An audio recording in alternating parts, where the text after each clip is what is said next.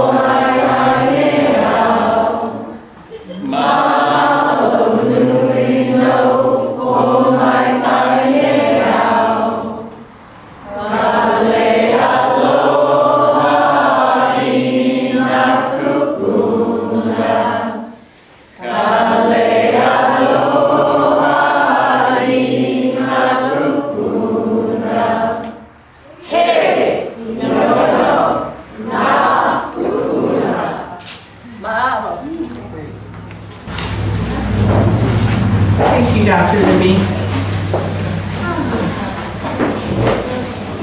Please join me in our opening prayer. Let's take a few deep breaths together and just get centered in the consciousness of the one mind we call spirit, we call creative intelligence, we call divine givingness, we call God. And we know that each of us is a perfect expression of this one mind, that God lives, moves, and has its being by means of each of us. So we just take this in. We let it become who we are as we get together in our hour of spiritual communion. I know that this is a perfectly wonderful Sunday, full of laughter, full of love, full of learning, full of joy.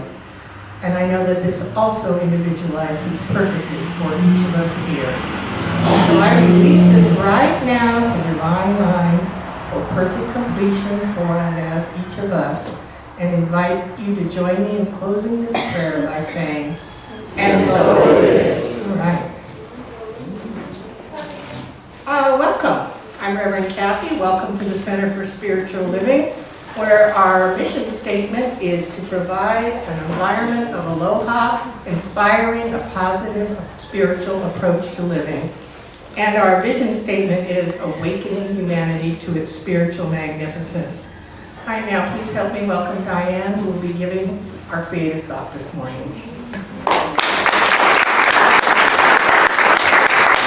Thank you, Reverend Kathy. Hi, I'm Diana, and I'm a member of the Science of Mind. So do you folks recall when you were younger, the door-to-door salesman that came by? My mom loved to buy the brushes. I remember she bought that vacuum cleaner that they sold. And my dad, however, he bought the World Book Encyclopedias. Do you guys remember those? Everybody had that. And he also bought this wonderful gigantic white Bible. And I remember the cover was like a pillow. You could like press on it, and it was like a pillow. And the pages were trimmed with gold. So I really enjoyed, reading that Bible. And of course, my favorite verses in the Bible were, found in Ecclesiastes and Proverbs, and I especially loved King Solomon on wisdom. So I wanted to read a couple of verses on wisdom. So in Ecclesiastes 7:12, Solomon says, "Wisdom is a shelter, as money is a shelter. But the advantage of wisdom or knowledge is this: wisdom preserves those who have it." So I thought that was great. I was like, okay, so, and then another verse on wisdom says, "For wisdom is more precious than rubies. Nothing you desire can compare with her." That's in Proverbs 8:11. So I thought, OMG, that's what I need to practice, wisdom. So I became a wisdom seeker. I read lots of, books on spirituality. And since the Bible says, we wage our war against sin, and the victory is due to a wealth of counselors, I figured it's okay to study Eastern religion. So I studied quite a bit of Eastern religion, Confucius. I especially love Lao Tzu. And I wanted to say something about Lao Tzu today. Lao Tzu said, "To the mind that is silent, the whole world surrenders." And I thought, wow, to the mind that is silent, the whole world surrenders. And I think what he meant by that is that we are to gain so much ascendancy over our environment through discipline, through prayer and meditation, that we can tell the mountains to go into the ocean and they will go. So I think that's, the parallels that you find in religion is, one person will state a scientific law in one way, and another person will state that same universal law in another way. So I think that's what he meant when he said, "To the mind that is silent, the whole world surrenders." That we should have ascendancy over our environment. Through the practice of the science of mind, I think that we can achieve that. So it is the essence of the science of mind, in fact. my quote is, every flower has a different fragrance, and every man a unique way of talking about God. So the science of mind person said it one way, and these ancient philosophers said it another. But they all parallel one another.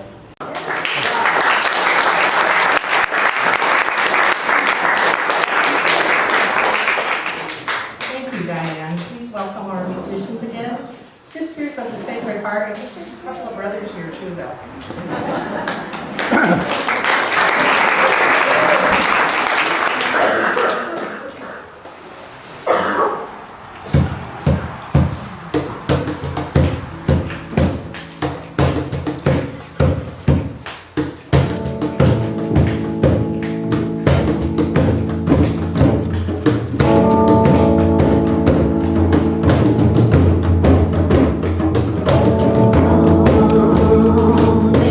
Oh,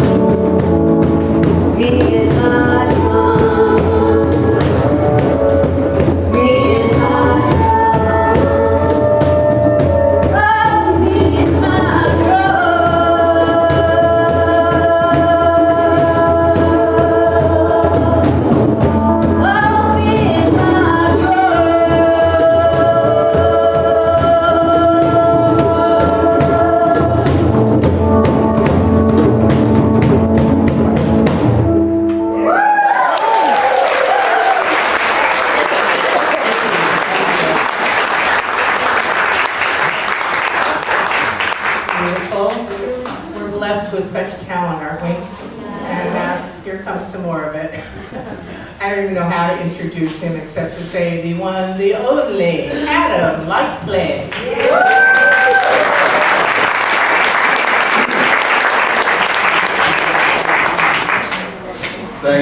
Thank you. I'm really, really seriously honored and touched to be invited to actually give the message up here, and thank you. And if I'd known there was going to be so many drummers here, I would have worked in even more cheesy jokes. And rim shots. Yes, thank you. If you're sitting up there, I mean,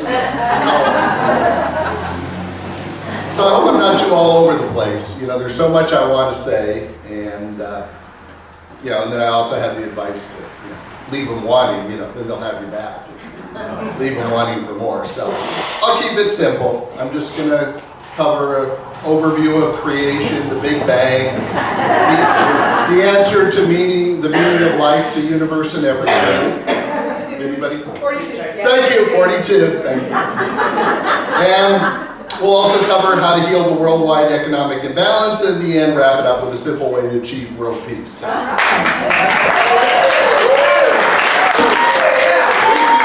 Do that in 20 minutes, right? Okay.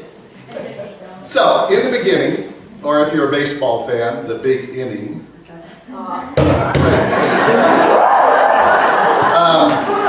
It was just infinite us. There was just this big white light, this big all-knowing consciousness. It was everything, and it was amazing. It was, hey, I'm all of this. I am a thought. I am. You know, now what? Getting a little boring here. So, you know, it's kind of like if you've got, you know, a big white canvas and you got white paint. You know, what can you create? You can't make little happy little trees with just white paint. So you got to have something else to make it interesting. So then we got this brilliant idea. It was the idea, and it's the one that's still going on. And that was to create something that was, well, at least to make believe that there was something different than the infinite us. So to do that, we had to have something that was different than the infinite white light. So I picture it kind of like an anchor point. We went and created infinite density, infinite darkness. Okay, now we kind of, I don't know, I see it kind of like a three-dimensional turned inside out Mobius loop or something, and now we've got the infinite denseness on one end, the infinite lightness on the other end. Now we've got everything in between. We've got the grayscale, and we've got the spectrum, and we've got the colors, and we got all the different vibrations and all the different possibilities, and boom! Big Bang. 16 billion years ago, or whatever they say. That, I don't know, to me that seems the way that it probably played out. And I also got that from a book. Darn, I meant to find the name of the author, but it's called How God Plays with Himself. Seriously. Or What Are You Doing in My Universe? And I read it 30 or 40 years ago, and I think there's a video of it online now. It goes by a different name, but it's out there. And then we forgot that we were playing a game. We forgot that we invented that all just to make it interesting and to have fun. And we started taking it really seriously. And we started believing it. But instead of it being, oh, I'm going to make believe there's a shadow here, it's like, ooh, shadows, ooga booga. And I wish I had a visual aid, so you just didn't have to go with my description on this one again here. I saw a Greg Graydon video. You've probably heard of him. He did Awakening to Zero Point and a lot of things. And he showed a video, and you can find videos like this on YouTube, where they take a speaker, like a PA speaker, and they put, excuse me, like a tray on top of it. And in that tray you put rice or sand or beads, and you dial up a frequency on the speaker. And all those beads vibrate into a perfect pattern. When you hit certain frequencies, you get like a beautiful honeycomb or snowflake shape, and the beads are all vibrating. They're saying, okay, this is how I vibrate to this frequency. And then if you crank that knob up, it gets all over the place. It starts bouncing off the walls, and it's all over the place until they hit another frequency, and then suddenly it goes into a new pattern. The matter responds to the vibration. The good news and the scary news, in my belief, is that right now, as a planet and as a consciousness, we're between frequencies. So you find yourself bouncing off the wall, it's because we're leaving the old paradigm, the Piscean age. Jesus was the avatar of the Piscean age. Pisces is two fish chasing each other's tail. So it's 2,000 years of conflict. And Jesus said, if you remember nothing else, remember to love each other. And we said, yeah, and killed him. Now we're at the dawning of the age of Aquarius. We're still at the dawning of the age of Aquarius because it's 2,000 years. Aquarius is not pouring out water. That's knowledge that Aquarius is pouring out. That's the new knowledge, the Christ consciousness that's coming into all of our hearts. Not that there's, one magic eye writing down from the heavens, but that we all remember it within ourselves. So I think the last, I'm going to try to go really fast over the politics because it gets me in there. So I think the last debate for the consciousness of this planet is, do we believe in scarcity or do we believe in abundance? And there are people that own the last little bit of dead dinosaur juice in the ground that want to convince you that's the only way to get energy, even though the sun is always shining and the wind's always blowing. We need their scarce, polluting, drops of this to survive. And what about your food? Well, food does grow on trees, so other than that one. And then sometimes people get scared about what about fresh water? There won't be enough fresh water. There's so little fresh water and we're polluting it. Well, there's an ocean out there, but it's full of salt. Well, there's a thing called desalinization. Well, that's too expensive. Well, all technology gets cheaper. Winston Churchill said, back in World War II, Winston Churchill said about Americans, he said, the great thing about Americans is they always do the right thing after they've tried everything else. So I believe that about us human beings. We're going to do the right thing when we run out of choices. When the global warming is too intense and we finally admit, well, this is different, this shouldn't be happening, we'll find ways to reverse it. We're very creative and inventive if we put our mind to it, and if we're not competing with each other, but we realize we're all in the same lifeboat rowing together. So now's the interactive portion. I want to ask you a question. You can just shout out the answer. What is really of importance to you? After you're taken care of, you got your food, your water, your shelter, your medical care, the basic survival things. After that, what's in your value system? What do you think is really important? Fun. Fun? Harmony, love, Friendship. laughter, friendship, wisdom, creativity. Love, thank you. Those are exactly the answers I was looking for. A good bowel movement. A good bowel movement. I respect that, but that may not quite fit the definition. But everything other than that one, there's something magic about all those other things that you said. You know what the magic thing is that unites everything you just said? Those are things that when you give them away, you have more of. There's no scarcity. When you give joy, there's suddenly more joy in the room. When you give love or harmony or all the things you said, when you give those away, there's more because you're pulling from the infinite source, you're putting it out into the field, and it bounces back, and that's abundance. So that's the reality. That's the truth, not scarcity. Abundance. Really? Is that my segue? Okay. Now, there's the Course in Miracles, and we don't talk too much about that, but that's an awesome book. If you haven't seen it, some people think it's practically the third testament of the Bible, and it was channeled by a lady who was like an agnostic Jewish psychotherapist that just heard a voice in her head one day that said, seriously, said.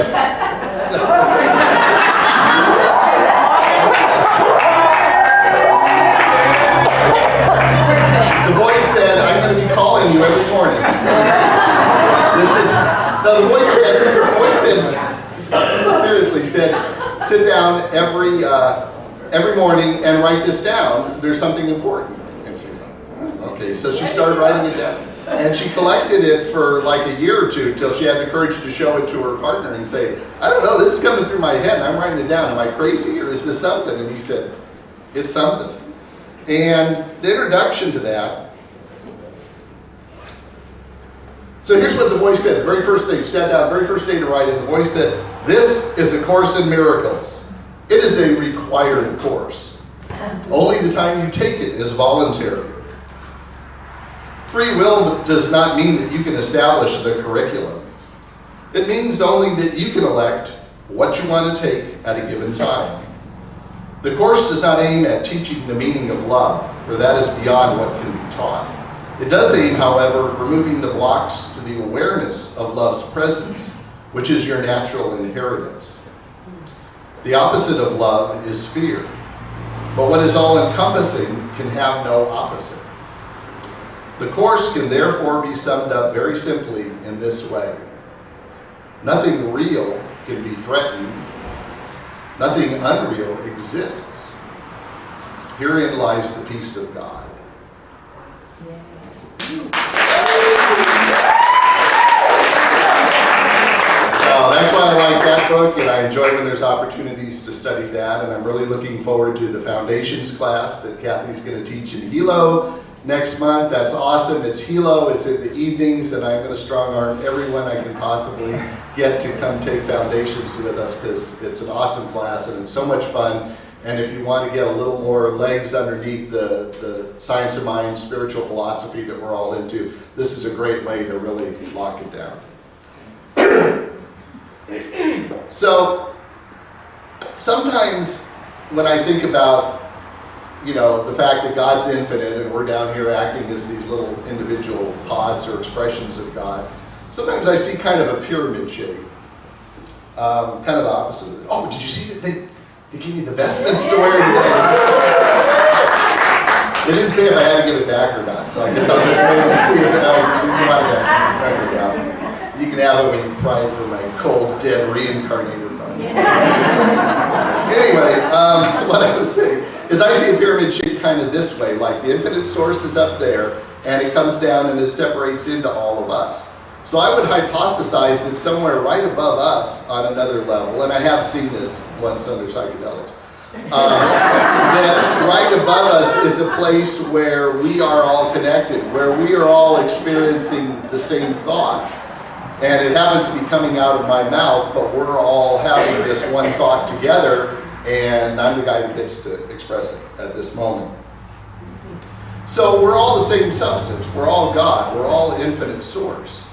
So, do I say so a lot? I think I do. Don't worry about the time. It's working. I got to roll. I got to roll. Thank you. I appreciate that. Now that I've killed the timing. Okay, so we're all the same substance. We're all the same thing. So if there's a disagreement or a conflict, then whatever that issue is, that must not be God. That must be the ungod, or the darkness, the shadow that the denseness that we put in to make it interesting. So the things that we're stubbing our toe on or stubbing our hearts on is the stuff that's not really godlike. So it's a great opportunity to see those and release those. Sandra Ray, the author and inventor of the Loving Relationships Training, which is the most powerful seminar I ever did, and she says, love brings up everything unlike itself for the purpose of healing and release. You know? So the aggravation is a gift. Patrick Harvilla says, when you're faced with stress and resentment, we should congratulate ourselves.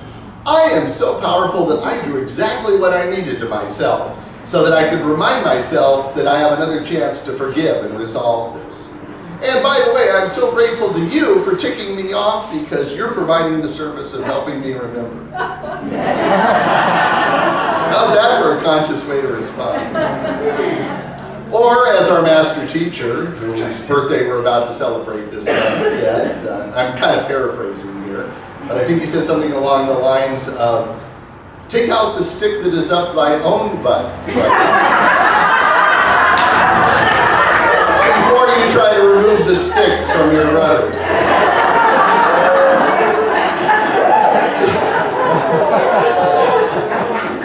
So that's the big question, is when you're aggravated, it's like, is this something that I need to take a stand on? Is this a boundary issue that I need to claim that this is how I choose to express? Or is this a place to just let it go and forgive? And my rule of thumb is that if there's something you don't agree with or doesn't resonate with you, and you go, you know, I don't choose to have that in my life, or I don't choose to act that way or behave that way, that's not for me. I choose to express differently. Then that's your choice. That's your personality. That's your special flavor of the infinite that you're expressing through yourself. But if it really ticks you off and you're pissed about it, pardon me, Kathy, if you're really ticked off about it, and then maybe it's stirring up some old childhood issue within yourself or something to look at. So that's when you want to look at maybe the fact that I'm so activated, that might be something that I have in guilt from my past. And of course, as always, you know, when I talk this stuff, I know there's 3 fingers pointing back at me, and one up at God, as Stuart Smalley says. So, my motto kind of really is, you know, in those situations is you are the infinite expressor. So you can either make it so, or you can let it go. That's my new motto. So, all right. We are a center for spiritual living. What a wonderful thing. And you folks welcome me immediately into this church and into your homes and your hearts. And that's beautiful, and that's what we do.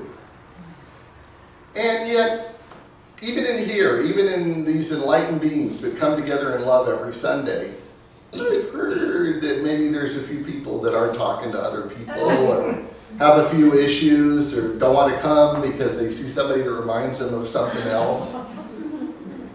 And I don't want us to do that. You know, we're the leaders. We have the answer. Now, I know every church says we have the answer, you know, knock on your door, answer right here in our book. But I think we do have an answer because we walk it and we talk it and we live it. And when we express it, we're sharing that answer with the world. And the world is hurting. I think, you know, right now it really needs this kind of consciousness more than ever. Whenever I get a chance to talk to the high muckamucks at the CSL, if I'm at a Silomar or whatever, get Kathy's ear for a moment or whatever, I throw out this idea that came to me a few months ago, which I call spiritual triage. And I think if things get tougher, if the world really gets even scarier or worse momentarily, because I don't think it's going to stay that way, is that people are going to be looking for answers and understanding and some perspective to grasp this all. And I think that's what we offer here. So, you know, if affordable health care is threatened, or you can't get it, or we're isolated, you don't get your medicine, well then we might have to go back to the natural methods of healing. Or we might need to get some good old-fashioned faith healing, Amy Semple McPherson Pentecostal style. Can I get a hallelujah? All right. And if people are hungry, we might just have to round up the food that's falling off the trees and, you know, shuttle it somewhere and make sure that people are fed. And when you see yourself or someone else losing hope, or, you know, going towards the dark side, or just not, you know, not getting it, that's when we need to stand in the light. We need to stand with the light. We need to stand shining the light, because that's the real stuff.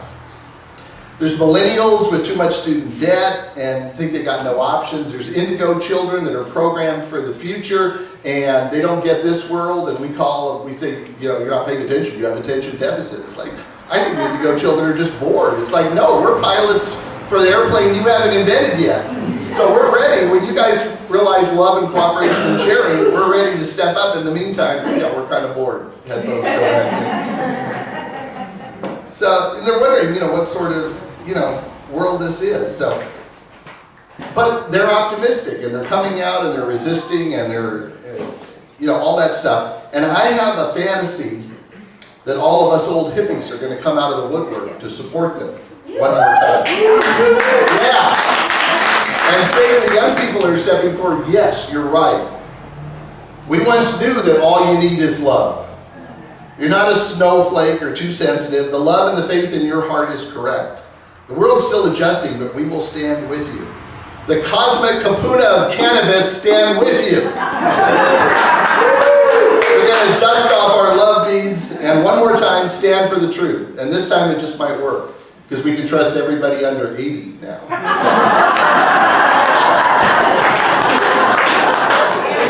So I just want you to know that you're important. You know how important you are? This is cool. God is not complete without you. Right? God's infinite. So if you're missing, God's incomplete. You complete God. That's pretty heavy, huh? Far out. Yeah, far out. Exactly. Amen. So this need for rent and food and security and pensions and retirement money that's going to come from some outside source and all that stuff, that distracts us. We're so busy oh God, you know, right after 9/11 and Bush was saying we got to attack the country that didn't attack us, there were people that were out every day. They were protesting on the corner, and I wanted to join them, but by golly, I had to get to work. I couldn't stop and join and stand up for what was right. I had to go earn a living. And I still feel bad about that, and I don't want us to have to make that choice. So a lot of people spend their lives struggling before, you know, part of their life, all their life, whatever, and eventually their soul breaks free. And I'm sure that's happened to a lot of us and says, that's not what I came here for. That's not what I came to this planet for. It's simple. Love, caring for each other, and sharing the abundance. We are an abundant planet full of fresh air and water and food and shelter. There's enough of that for everybody. We can model that. We will model that. So, as you go forth, I don't know. All I got to say is, make it so, or let it go.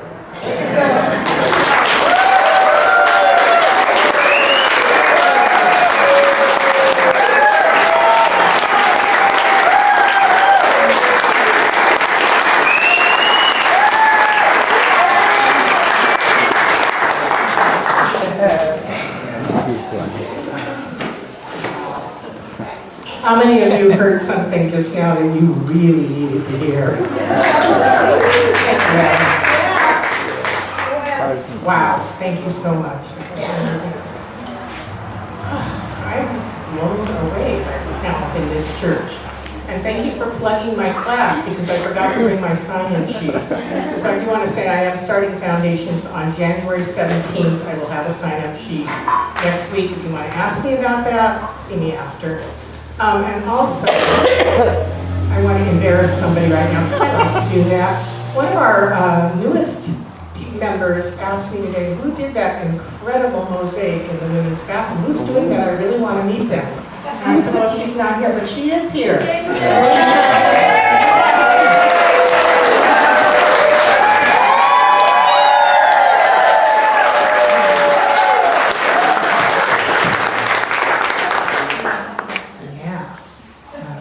Again, so much talent.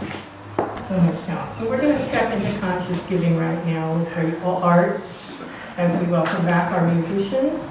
And please join me if you, third Sunday. So we always put, where are the baskets? Any spare change you have in either one of these little baskets, and that goes to the Dress a Girl project. And because of your little change that you put in all year long, we not only finance the project, but we're sent $500 to sponsor a scholarship for a young lady in Cambodia. So, all right, so repeat with me, if you will, our prosperity affirmation. Divine love, in and through me, blesses and multiplies, all that I have, all that I give, all that I receive, and all that I am. And so it is. And I know to help us. There's one right there.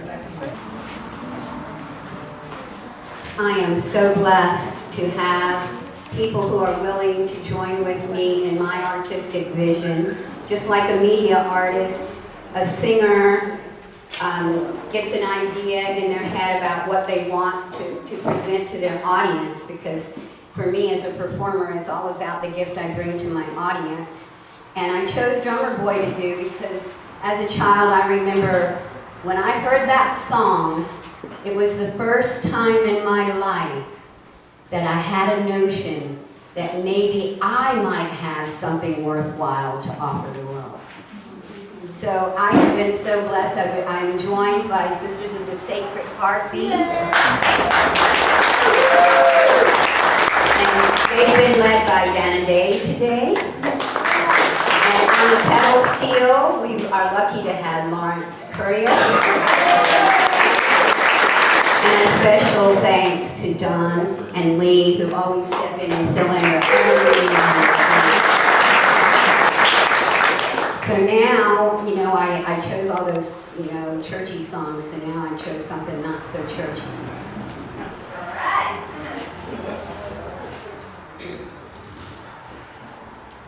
Bells will be ringing. I gotta hear a note, guys. Bells will be ringing. But sad, sad news. Oh, what a Christmas to have the blues. My baby's gone.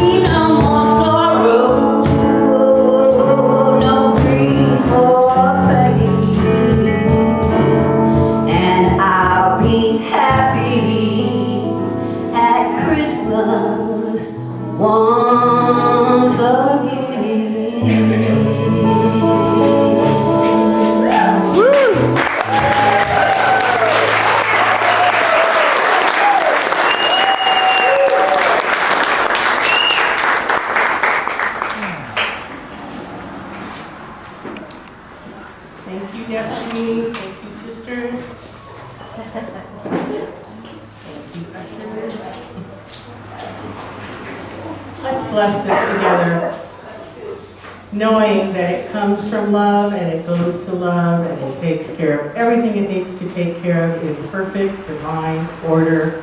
And for this, we're so grateful. And so it is. One of you wants to do the closing treatment. I think Bonnie does. So let's just close our eyes, settle in our seat.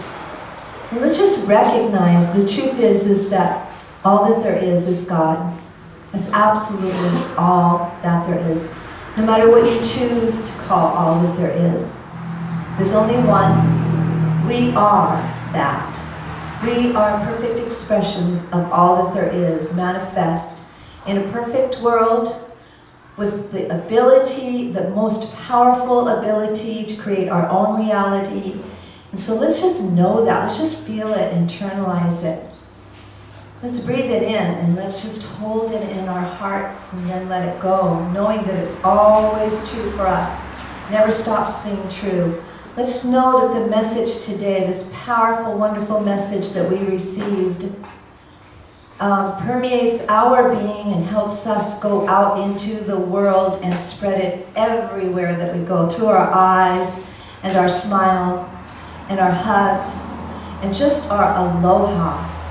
And let's know that that's enough. We're each and every one of us enough to do whatever it is that we need to do in our world in order to create the world that we are blessed to have, and what is the real truth of us, where there's only light. And so it is. I wanted to add a PS to standing in the light. I want to stand in the light for our friend Paul Campbell. Some of you don't know Paul, but Paul has been a member for eons, and he is having some health challenges, and he really needs the VA to step up and get moving, as they are so wonderful about doing. We know that they are going to. We know that he's going to get exactly what he needs in terms of care, and that he is just going to be fine, and so it is. Okay, let's have a closing circle.